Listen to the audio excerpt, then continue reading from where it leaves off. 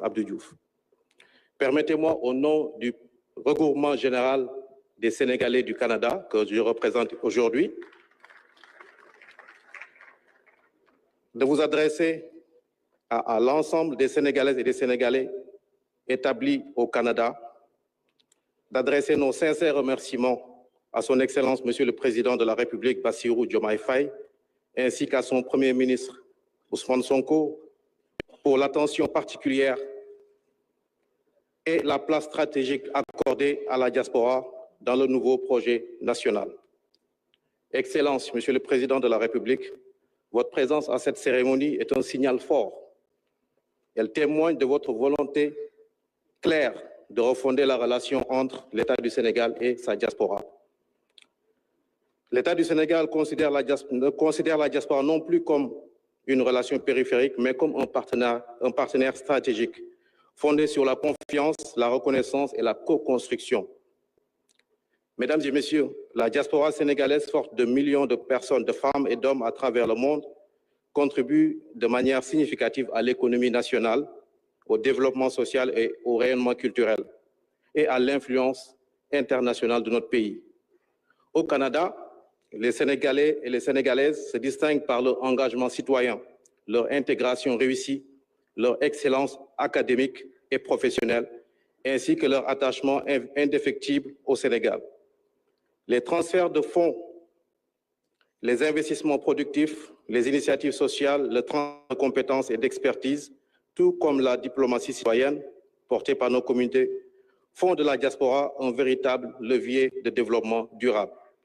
Cependant, au-delà de ces chiffres et des statistiques, la diaspora porte avant tout une espérance, celle de participer pleinement à la transformation structurelle du Sénégal.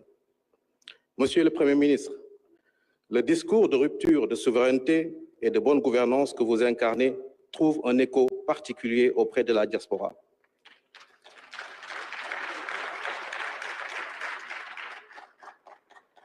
Nous sommes prêts à accompagner cette dynamique à condition que les mécanismes clairs, inclusifs et efficaces soient mis en place pour faciliter l'investissement, sécuriser le parcours administratif et valoriser les compétences de l'extérieur. À cet effet, le regroupement général des Sénégalais du Canada organise chaque année le mois du Sénégal au Canada, rendez-vous incontournable pour les échanges économiques et culturels. Cette année, le mois du Sénégal se déroulera du 4 avril au 4 mai 2026.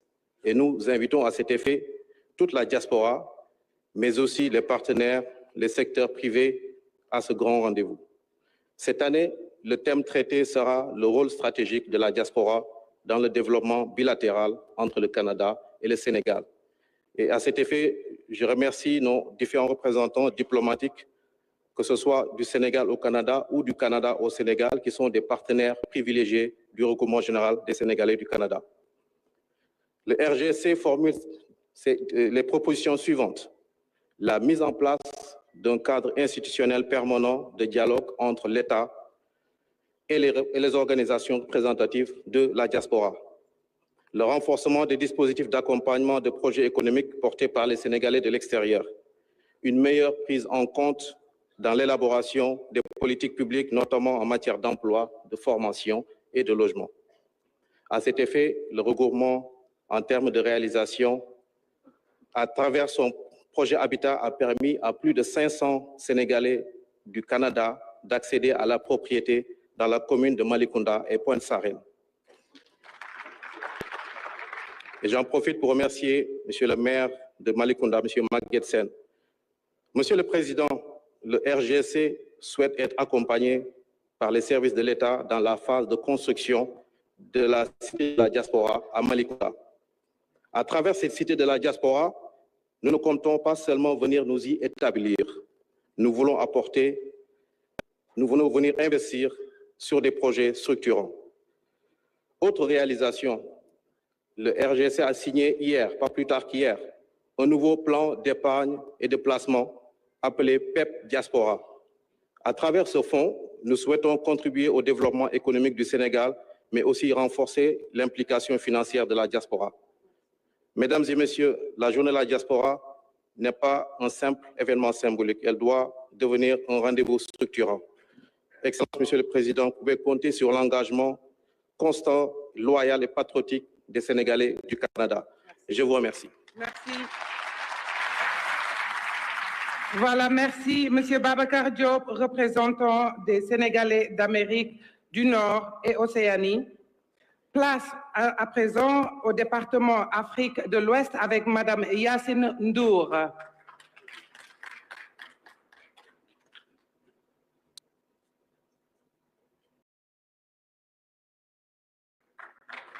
Applaudissez, Mesdames et Messieurs, Madame Yacine Ndour, représentant le département Afrique de l'Ouest. Merci. Assalamu alaikum. His Excellency, the President of the Republic of Senegal, Mr. Bassirou Diomaye Faye, Mr. Prime Minister, honorable ministers, distinguished authorities, extended representative of institutions, dear partners, dear brothers and sisters of the diaspora, ladies and gentlemen. C'est un immense honneur pour moi de prendre la parole aujourd'hui à l'occasion de la Journée nationale de la diaspora en tant que porte-parole des femmes de la diaspora gambienne. Des épouses, des mères et actrices du quotidien vivant en Afrique de l'Ouest, particulièrement en Gambie. Recevoir cette invitation est pour nous à la fois un privilège, mais aussi un devoir. Participer à cette première édition de la Journée de la diaspora sénégalaise, ce n'est pas seulement parler de mobilité ou d'éloignement, c'est aussi donner une voix aux femmes qui tiennent les foyers, qui éduquent les enfants, qui soutiennent les familles et portent souvent dans le silence l'avenir de la nation. À travers ma voix, ce sont des femmes engagées, des hommes travailleurs et responsables qui aspirent à être mieux accompagnés, mieux protégés et mieux considérés afin de jouer pleinement leur rôle dans le développement de nos communautés et de notre pays, le Sénégal. Excellence, Monsieur le Président de la République, à la suite de nombreuses rencontres avec les membres de la diaspora gambienne, des préoccupations légitimes émergent clairement. L'éducation et l'avenir des enfants. Nous sommes 700 000 en Gambie et nous avons des écoles qui sont concentrées dans le capital. Nous voulons des écoles vers l'Est, à Bassé, à Farafenni. Nous voulons aussi des écoles de formation. Nos enfants, après le bac, s'ils ne peuvent pas revenir au pays, c'est la fin. Nous voulons que ces enfants soient formés à l'enceinte de l'école sénégalaise de la Gambie. Nous avons travaillé sur 3 piliers. Le pilier éducatif, le pilier sanitaire, qui concerne nos parents, nos mères, grands-mères, qui ont besoin d'accompagnement lorsqu'elles sont malades, lorsqu'ils vieillissent. Nous avons aussi parlé du pilier habitat. dëgg la am ngeen jom liggéeykat lañ waaye ñibbisi lañ bëgg te suñu ñibbisee fu ñu dëkk lañu bëgg.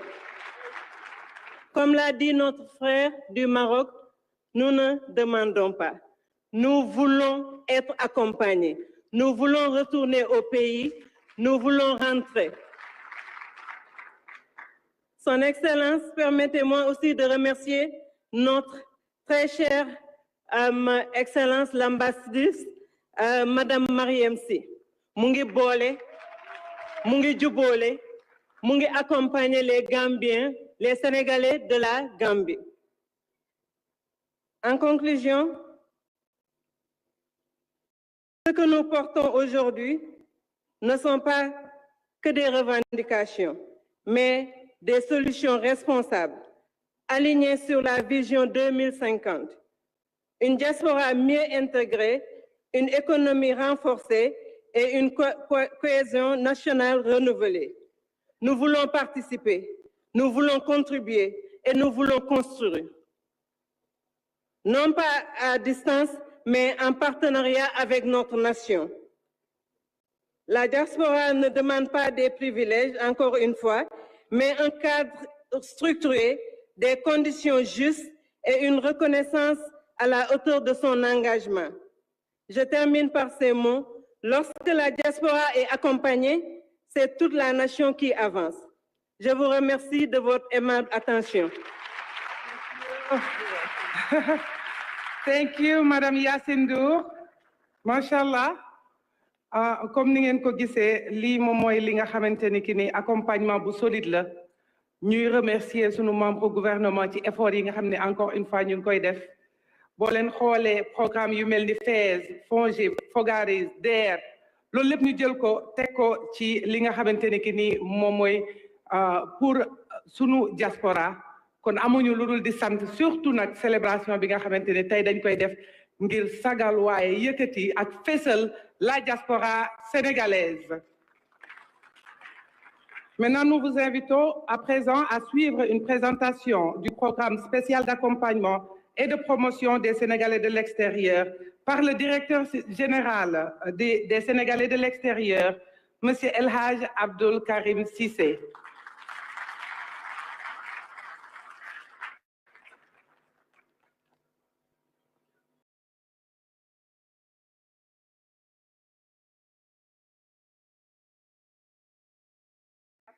Encore une fois. Monsieur Cissé, merci.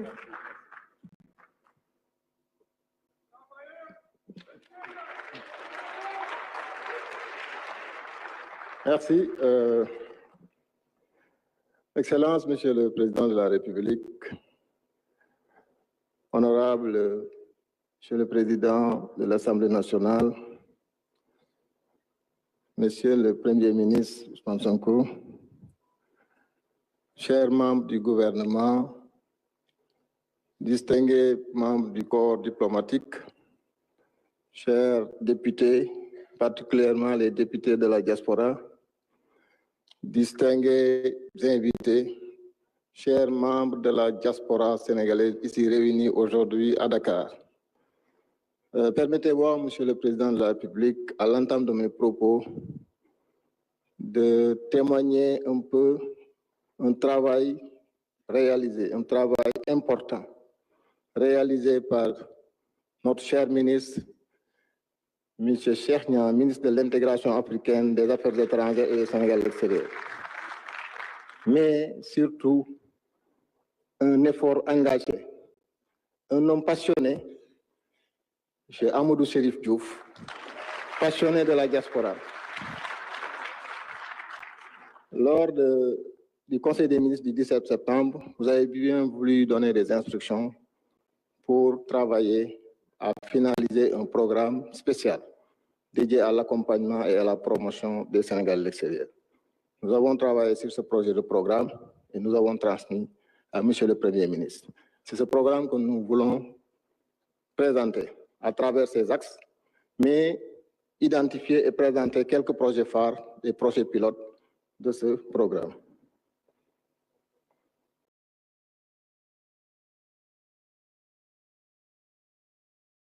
Voilà, merci. Juste dire qu'au niveau du plan, nous allons juste regarder le diagnostic, ensuite les axes du programme et enfin quelques projets pilotes. Parler des Sénégalais de la diaspora revient d'abord à faire un diagnostic important. Je pense que tout le monde l'a dit. Quand on parle de la diaspora, disons, les premiers éléments, la réflexion qui vient en premier, c'est les transferts de fonds. Les transferts de fonds sont importants, 10% en moyenne du PIB. Ces transferts aussi sont en croissance. En 2024, nous l'avons dit, 2200 milliards. En 2023, on était à 1800. En 2022, on était à 1600. Donc 1600, 1800, 2200, vous voyez bien qu'il y a une progression de ces transferts. Mais comme il a été noté, ces transferts de la diaspora sont peu orientés vers l'investissement. Bien sûr, ces transferts soutiennent des familles, c'est important. Ces transferts aident à construire des écoles, des centres de santé dans des communes, mais ces transferts gagneraient aussi à être orientés vers l'investissement pour plus de production d'entreprises ou d'emplois. Autre élément diagnostiqué, c'est les services consulaires et la protection. Faible digitalisation des services. Aujourd'hui, dans nos différentes circonscriptions, nous allons voir qu'il n'y a pas assez de digitalisation pour un peu aller dans le sens de faciliter l'accès aux services fonciers, aux services consulaires. L'accès encore contraint, nous l'avons beaucoup souligné, il y a la question liée à l'assistance. Nos compatriotes ont besoin souvent d'être encore soutenus dans les conditions de vie et de séjour de dans les pays d'accueil, mais aussi dans le suivi de certains accords ou protections au niveau de ces pays. Je veux parler de la protection sociale, de la transférabilité des droits et autres. Donc la question liée à l'assistance revient souvent quand on travaille sur ce diagnostic. L'accès au logement, on l'a dit, c'est un problème réel. Aujourd'hui, le besoin social est là, mais comme on l'a souligné, le marché, il est peu structuré.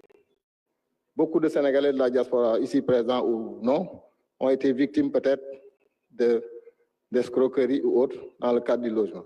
C'est la raison pour laquelle c'est un problème important qu'il faut souligner. Les compétences.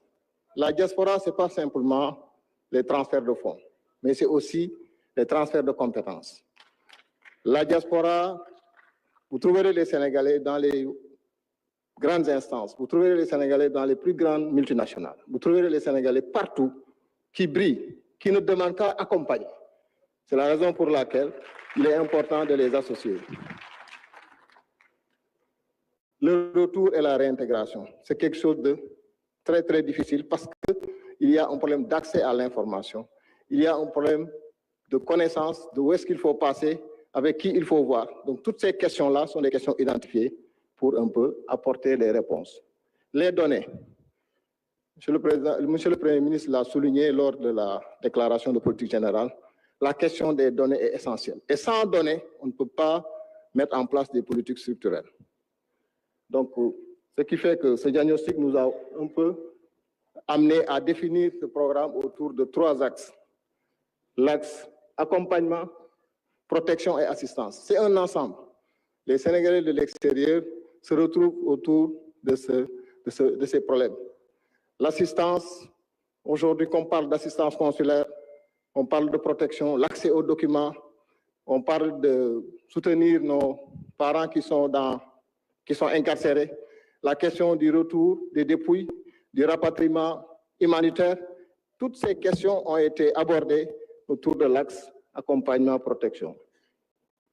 Alors, puisque nous allons juste évoquer quelques grands projets qui sont contenus dans ce programme spécial, je voulais juste voir avec vous l'aspect prioritaire, c'est la question des données. La disponibilité des données des politiques publiques adaptées. C'est la raison pour laquelle un projet phare constitue la réforme des cartes consulaires.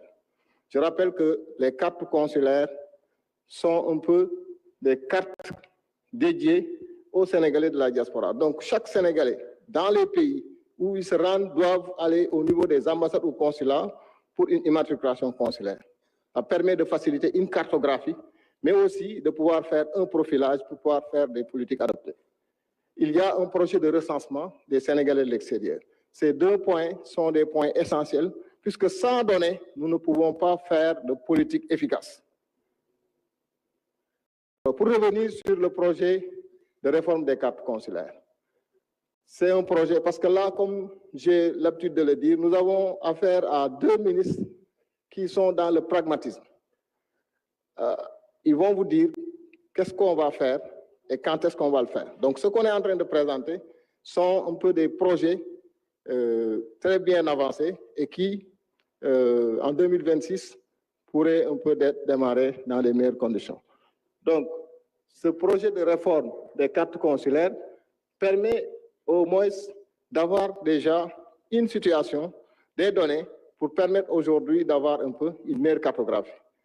Tout est fin prêt, le décret, l'arrêté, et ce projet de carte consulaire va rendre aussi la carte consulaire beaucoup plus attractive. C'est-à-dire que la carte consulaire pourrait servir à d'autres aspects, que ce soit dans le domaine du rapatriement, dans le domaine de promouvoir même notre tourisme. Dans d'autres domaines, cette carte consulaire pourrait être encore valorisée pour pouvoir un peu. Nous avons aussi la mobilisation de ressources, parce que ce projet de carte consulaire va générer des ressources. Et ces ressources seront, une partie de ces ressources, bien sûr, réinjectées au niveau des ambassades et consulats, parce qu'ils en ont besoin. Et ça va permettre à ces ambassades et consulats d'effectuer des missions de consulat mobile. Parce que vous le savez, la difficulté pour nos compatriotes, des fois, c'est de se déplacer à des kilomètres ou à des pays pour pouvoir aller peut-être consulter le consulat ou l'ambassade.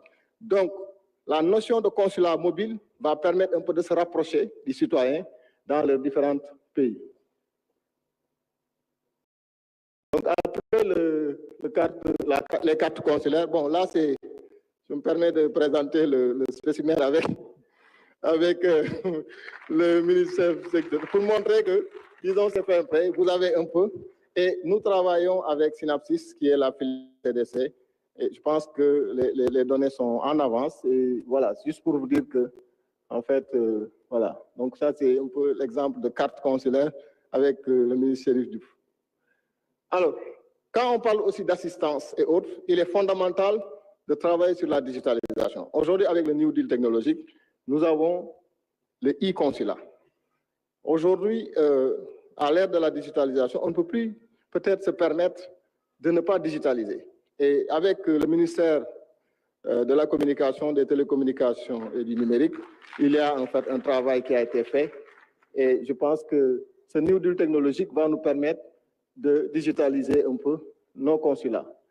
Bien sûr, on aura un peu des projets pilotes pour ce New Deal technologique. Parce que c'est ce que ça permet de faire. Des démarches complexes seront gérées. Vous savez, aujourd'hui, il y a plusieurs plateformes qui sont au niveau des différentes directions et autres. Il est important d'avoir donc tous ces éléments-là pour permettre d'aligner un peu avec la politique du New Deal. Donc, pour dire qu'en fait, avec la politique de digitalisation, les e-consulats vont régler beaucoup de questions pour permettre un peu d'avancer. Alors, les deadlines, en attendant les validations de M. le Premier ministre, nous avons des projections pour le premier trimestre pour aller dans le sens vraiment de passer à l'action. L'autre élément souligné, c'est le logement. Il y a eu dans le passé beaucoup de difficultés liées au logement. Qu'est-ce qu'on est en train de faire? C'est d'abord d'élaborer des bases de données centralisées, et ça, c'est un peu le travail qui est fait par le ministère de l'Urbanisme, particulièrement le secrétaire d'État chargé du logement, pour déjà connaître les coopératives. On l'a dit ici, il y a eu des Sénégalais qui se sont construits en coopérative. L'autre, c'est de voir les programmes immobiliers. Qui fait quoi? Et de pouvoir sécuriser un peu la question du logement avec nos compatriotes. Donc, il y a un projet de cité diaspora qui est aujourd'hui très bien avancé, avec des structures comme la SICAP, comme CDC Habitat, comme SNHLM, et aussi, bien sûr, des sociétés immobilières comme Sage, et voilà, et Sablus. Là, c'est un exemple, juste pour vous donner la réalité des choses. On ne parle pas pour la théorie, mais on va directement à l'action. C'est juste dire qu'il y a un projet de cité diaspora avec la SICAP. La CDC vient de sécuriser la semaine passée, ou en début de semaine, avec les 8 pôles territoires, l'accès aux fonciers pour pouvoir aller aussi dans les cités diaspora. SNHLM aussi, à Sébikotane. Les sociétés privées sont aussi, mais il est important de sécuriser, c'est fondamental. Donc, les coopératives, les sociétés immobilières labellisés, agréés, cette combinaison va permettre d'accéder à des logements, avec bien sûr le soutien des dispositifs comme SAFRU, comme autres, sous l'égide du ministère en charge du logement. Alors, on a beaucoup parlé aussi des questions liées au rapatriement de dépouilles. Le schéma aujourd'hui, c'est d'avoir le rapatriement de dépouilles, soit par la Caisse aide et secours, Monsieur le ministre, souvent est sollicité, mais surtout, je voudrais vraiment une mention spéciale aux associations de Sénégalais de la diaspora pour tout le soutien. Quand il y a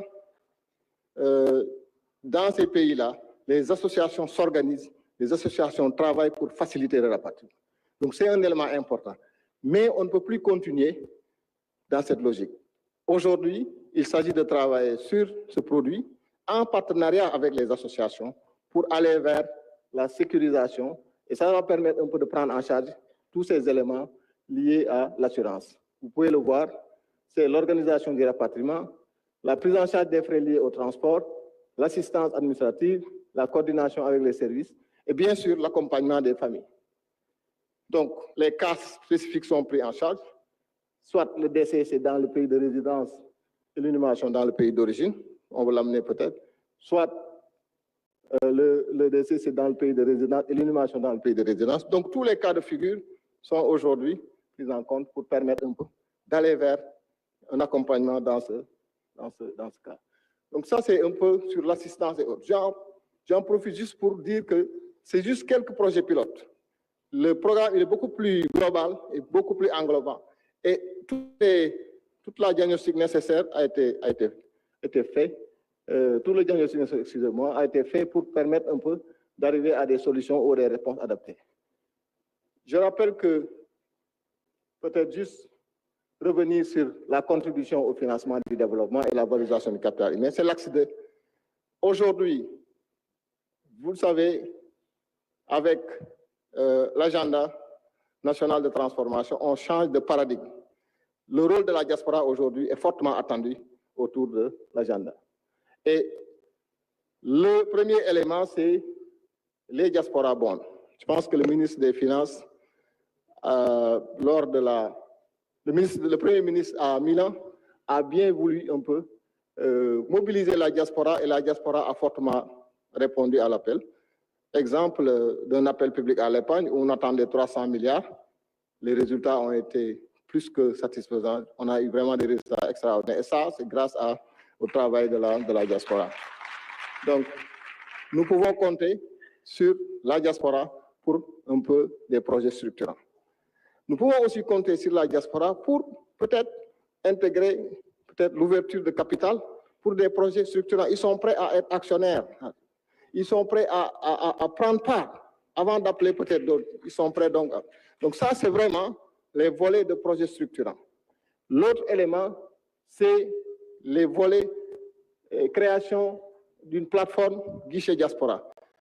Le Sénégalais de la diaspora se perd souvent parce qu'il y a beaucoup de dispositifs, mais il va falloir un peu faciliter l'accès à l'information. C'est la raison pour laquelle le guichet diaspora va faciliter un peu depuis la porte d'entrée jusqu'au suivi sur les services financiers et non financiers pour permettre un peu d'avoir un peu l'accès à des financements ou à un accompagnement. Vous allez voir avec l'APIX, avec l'ADER, avec le FES, le Fonds d'appui à l'investissement qui vient juste de vraiment financer un montant important aux Sénégalais de la diaspora la semaine passée. Donc, félicitations à Khoreyssi. Et tous ces dispositifs travailleront à vraiment avoir l'information autour. La création d'une banque de la diaspora. Le processus est engagé. Je pense que cette création de la banque permettra d'avoir un peu des produits spécifiques. Parce que la particularité de la diaspora, c'est que parfois, avec les banques classiques, il y a peut-être un problème de prise en charge. Donc, les produits proposés par cette banque, le réseau de cette banque dans les pays d'accueil facilitera un peu toute cette politique de collecte d'épargne. Parce qu'il s'agit de collecter et d'épargne.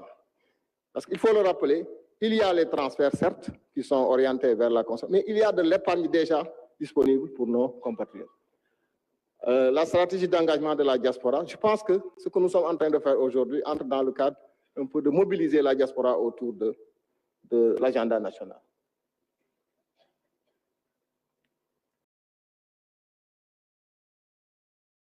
Les transferts de fonds, c'est aussi les transferts de compétences. Je vois tout à l'heure peut-être M. Patessel qui est avec nous, qui aujourd'hui est le président du réseau des Sénégalais qui sont dans le système des Nations Unies et des grandes organisations, qui s'est donné pour apporter sa contribution pour la réalisation un peu, pour l'élaboration de ces documents. C'est juste pour dire que partout où vous allez, vous avez un peu nos compatriotes qui occupent des postes de responsabilité, qui ne demandent qu'à apporter, qu'on leur demande de venir ou de participer au développement. Donc les transferts de compétences sont aujourd'hui un élément important et dans tous les corps de métier, dans tous les secteurs d'activité.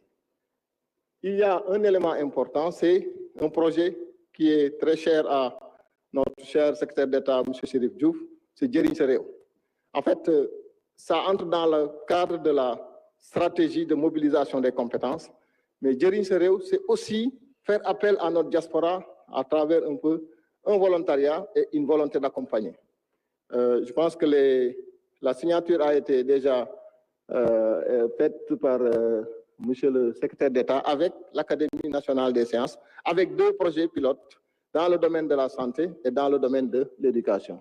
C'est juste pour dire qu'on veut faire des choses smart, faisables, qu'on puisse évaluer et ne pas peut-être promettre des choses que peut-être les gens ne vont pas faire. Donc les projets qui sont présentés ici sont des projets vraiment structurants, faisables et dès 2026 qui peuvent faire de mise en œuvre. Donc ce projet Djeriñ Sa Réew est vraiment un élément important. Avant juste peut-être le dernier point sur la gouvernance, ça nécessite quand même une validation au niveau des autres autorités pour voir un peu le format.